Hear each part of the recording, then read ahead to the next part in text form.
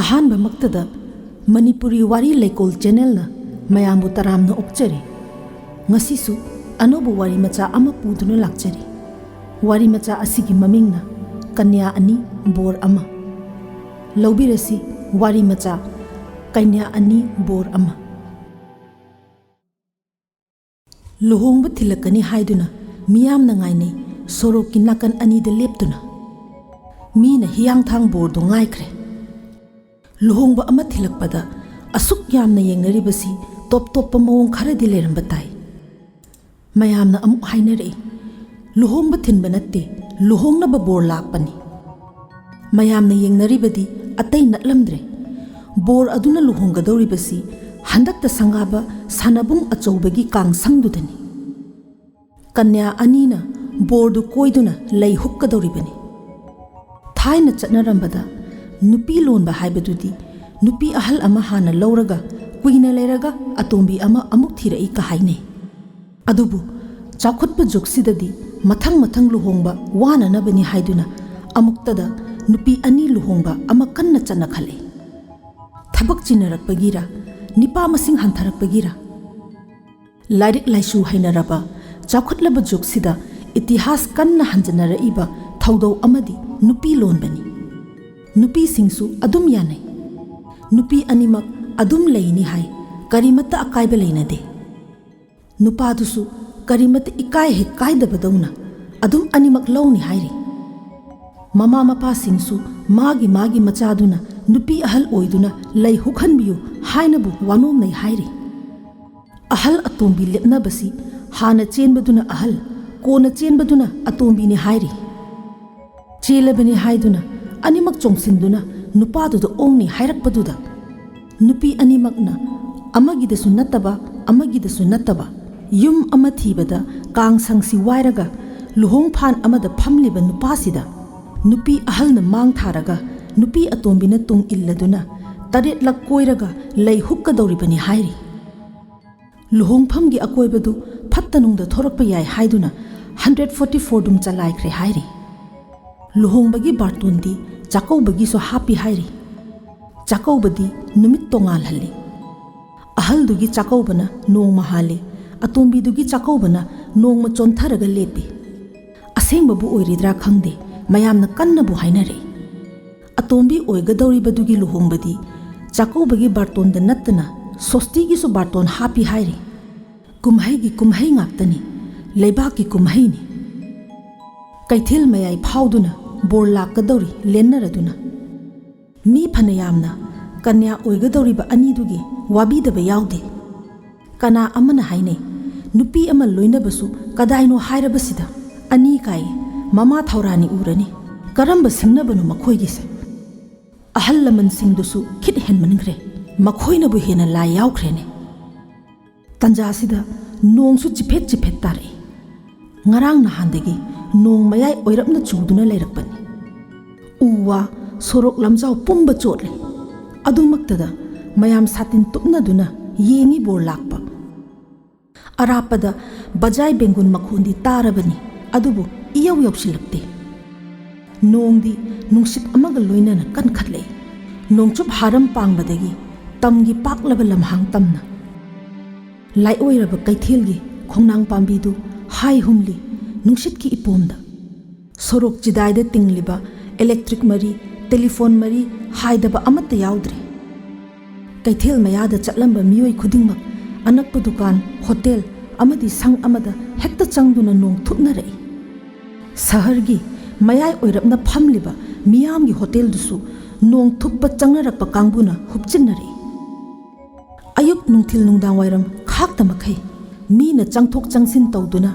atat akham leitaba hotel ni miyamgi hotel naha singna pamnaraba alu angauba chana mangal bora mixture angauba athongba iyaw yawi mamalsu chatnaba yaba mamalda lawi mayamna pamnai miyamgi hotel nongna khara chuba haurakpaduda gauro inaw amadi sanamatumsu onsinnabi mi mari phampham oiba phan amada mayokna phamladuna acha athak khara charamban sabe yaba wari ban tawbagi gari office na chingba mai thabagi misi minagi matric परीक्षा centre नोट तौबगी वफम कया खनब याब खनरब मतुंगदा Nipah अमखकना लुहोंग फांद फमलगा नुपी अनीना तुंगदा मांगदा कोइदुना लई हुक्कदौरी HYBE वाफम यौसिल्लकपदा ngairi नोंग नुंसितु कनखटलकबगी वानी मीनगा हुपचिल्लकपगा फमफमना लैनरक्तबदगी Nipah अनी अमसु मखोइगी फमफम नाकन नाकंदा खरा नपके हाइदुना फमथरई सारमिबा वारीदुदा मखोइसु यौसिल्लै गौरोना हाइरिबना ngasi bor asina tawibadi atai nupa singse usittabagi wani nupa na nupibu sanapot kum khanba natra mayamna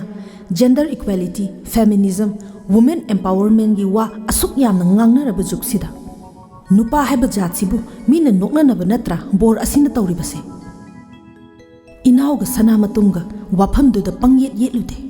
adubu table du da phamjillaiba nipa khara miyai chalaba aduna yauksilai इनाव अइना खरा हलमगनी इनाव हेक्ता हाइजरगे ngasiगी wafamsi mayamna khangdaba amasu yauri mana hairi nipa asi aina muna khangba mi amani kuthi yengbada karmajuk tai hairi asiba dasa marok haibadu tai madu thaidoknaba luhongba ama pangthoklabadi ko i haiduna mana khangnajaba nupi ama chelubani luhongbagi numit hek lepluraga atopa nupi adu mathanta lakjabani masu निपादुदा लैनी हाइजिल्लकपनि तौबगिबुदी निपादुगा हाना मरी अदुम लैनरंबा जातनि इनाउना हाइजिल्लै कर्मजुग हाइबबु double कर्मजुग तारेने मादि कुइना पुनसीबा तारेने माना लुहोंगलगा असीबा दशा कोकनी हाइरबनिना अनि लुहोंगलबदी पुरा हेक्ता पुनसीबगी वानीने सनामतुमना तपना हाइरि लेपाकुमै ओहलिबसिदी नुपी अकोनबा मथंता चेंजरपुदुना नत्रा अइना हाइदी नुपादुना मा पामद्रे अतोपा अमा लौरगे हाइदुना लुहोंगबगी तारीख फौबा लेपनरमक्तदा माना अइबुसु लौदबा यादे हाइरिबसिबु नुपीसिबु कयाम होंगलबा जानु इनाउतोना ओक्तुना खुमले मदुदी नुपी नुपीना पुरे होराय खाइबा अमसु अनि अहुमबु लोनबा यावबा अदुगा अइखोइगुंबा अमसु थीदना अदुम मरै थोइ ngaiHak mayam noi ngasaidagi tuminna lerakpa खरा नहा अमा होटेल दुदा फमजिल्लकपदो हंदक्ति मचिन कांगलकले माना हाइरि जुक्सी करिनो खंगदे नुपा अमना नुपी अमा चेंदुना लुहोंगनी हाइना हेक तौबगा नुपी अतोपा अमसु लैनी हाइदुना हेक्ता लाक्तुना लेबा वाथोक ओइनबसी यामना तोइना थोकले मसी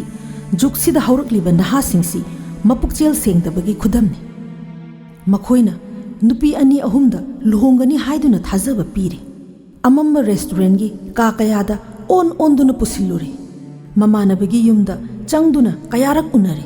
अदुगा नुपी अमा हेक चेनबनी अदुददी उसित थवैदे हाइना खनबा माइथिरबी नुपी अदुना मासु माना थोपा अमा तौदुना चेनसिल्लकपनी मखोइ चक मानना मरा लैबा ngakdani अदुना सुंसाव सावनद्रिबनी नुपी सिंगसु अदुम लैमिनजगे हेक्ता हाइबनी कनानो अमना अमांग अतादो फजना मुना ताकपीरबदी अकोनबदा लाइबा नुपी सिंगसी कनबीबा याबनी अदुबु मयामनदी इनसिल्ली कुमहै येंबा नुंगाइनबा